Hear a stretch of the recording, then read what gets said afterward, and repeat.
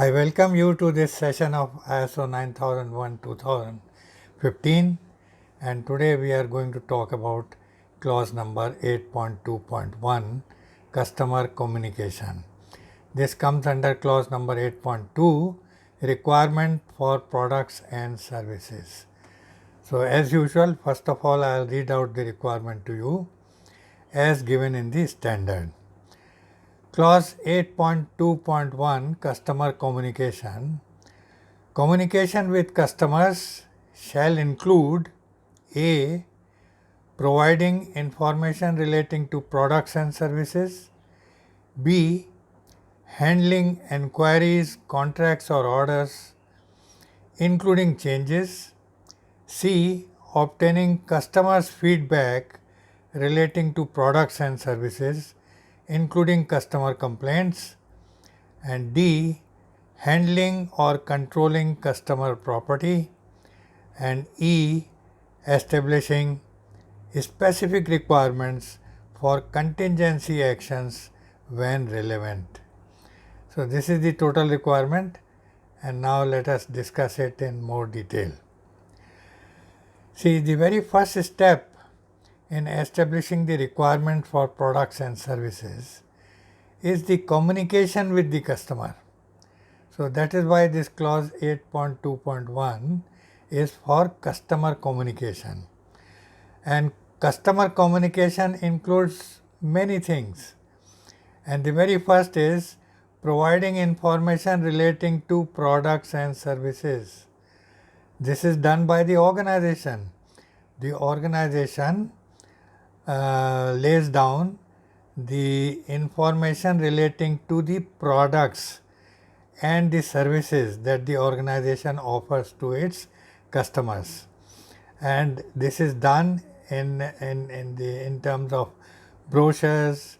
It may be given on the website, or it may be communicated to the customer verbally through direct customer communication. So in any case, the very first thing is information relating to the products and services. This is communicated to the customer by the organization, and this is also maintained as hard copy so that a record is available with us.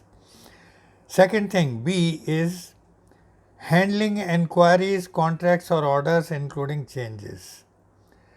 Now it's a very normal practice that when we wish to obtain a customer order, we give an offer to the customer, and the offer contains all the all the requirements of the product which we are offering, and apart from that, the terms and conditions which are available to the client for acceptance.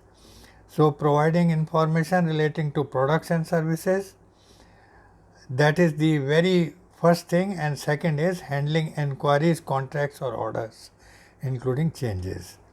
So the information is provided in terms of an offer to the customer, and the customer reacts to that offer, and if the offer is acceptable, the customer places a contract with the organization, and as the contract is getting executed, there could be certain changes in the contract, and those changes are also handled in an authorized manner and with the consent of the customer. So this is normally done by the marketing division. Now we come to C, obtaining customer feedback relating to products and services, including customer complaints. Now this is a very important step at C, that we must get customer feedback, how far the customer is satisfied with our products and services, and what is the degree to which he is satisfied, what are the points where we need to improve, where the customer is not satisfied. So customer communication with regard to feedback is very important, and this is taken periodically by the customer relations division in the marketing group, or anybody who is authorized within the marketing group for communicating with the customer on this issue. So, we take the feedback with regard to our products and services, and including any complaints. If there are any complaints, those are also received from the customer. The complaints are analyzed, the root cause is established, and the solution is found, and the customer is communicated about how we have solved the complaint. So, this is with regard to C in this para, and we come now to D, handling or controlling customer property. In many cases, there is customer property which is available with us. It could be in the form of data, in the form of information, or in the form of some hardware or software which the customer has provided for incorporation into the service or the products.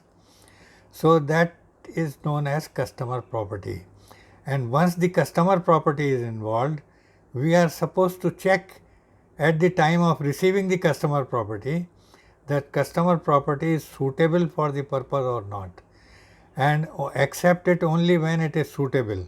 So, it is our responsibility to point it out to the customer if the information or the product incorporated for incorporation into the final product provided by the customer, whether it is suitable or not, and it should be in good quality, and if the quality is okay and the specification is acceptable, then only we take possession of the customer property and then keep it well till it is utilized.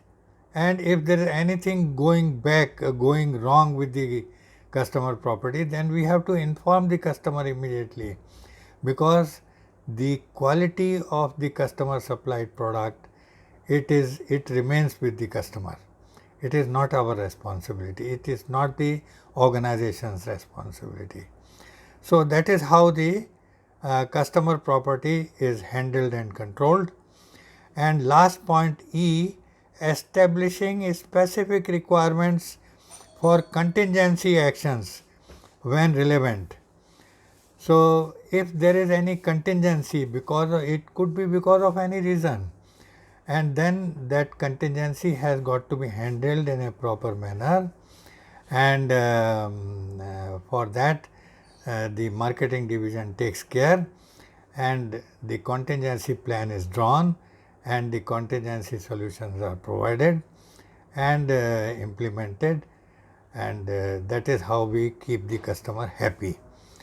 So, this is all the total requirement in this clause 8.2.1 customer communication, and I hope you have understood this requirement fully well, and if there is anything which is not understood by you, please give your comment below this video and I will make it clear to you. And please do not forget to subscribe to my channel, and also give me a thumbs up if you like the video. Please give me a like and give me a thumbs up, and also share this video with your friends and colleagues, and do not forget to press the bell icon, because after subscribing to my channel, if you press the bell icon also, the next video will reach you well in time. So, thank you very much, and we meet next on the next sub clause, that means clause number 8.2.2 on next Sunday. So, bye bye till then, and thank you very much. Bye.